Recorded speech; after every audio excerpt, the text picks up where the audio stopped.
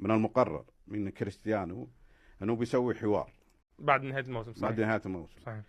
اللي انا علمت من الناس المحيطين فيه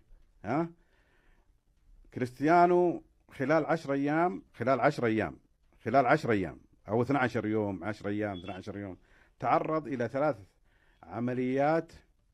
عمليات كشف على المنشطات قبل مباراة الأهلي قبل مباراة الأهلي الأخيرة. جت لجنة المنشطات وأخذت من النصر 11 لاعب من ضمنهم كريستيانو. قالوا هذولي انهم تبع الاتحاد الدولي الفيفا، انه الناس اللي بتلعب كاس العالم ياخذون عنهم فحص. آمنا بالله. هذه اول واحدة. إيه. جت بعد المباراة قبل المباراة بيوم جت ثانية. قادسية ولا لا قبل المباراة القادسية يمكن. هذه جت ثانية خذوه معهم. وبعد المباراة مرة ثالثة. وبعد المباراة القادسية اللي انهزم النصر فيها في الخبر 1-3 اخذوه هو كولمان. فهذه المباراة الأخيرة كولمان وكريستيانو في مباراة القادسية. الآن طبعا أنا بحثت من هو رئيس لجنة المنشطات.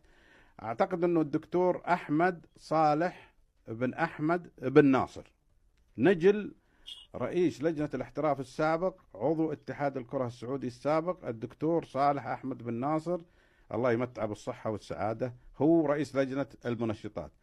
احنا سؤالنا للدكتور أحمد صالح بن ناصر رئيس لجنة المنشطات الحالي، نجل صالح بن ناصر رئيس الاحتراف السابق، هل من بروتوكول المنشطات انك تكشف على لاعب واحد 3 مرات في أقل من أسبوعين؟ هل بروتوكول يسوي كذا؟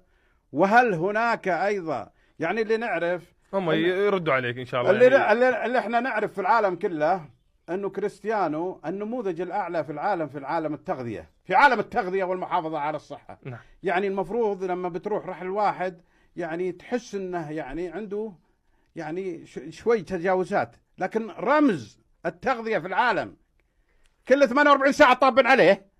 هذا الكلام فعلا برسم لجنة المنشطات في الاتحاد السعودي.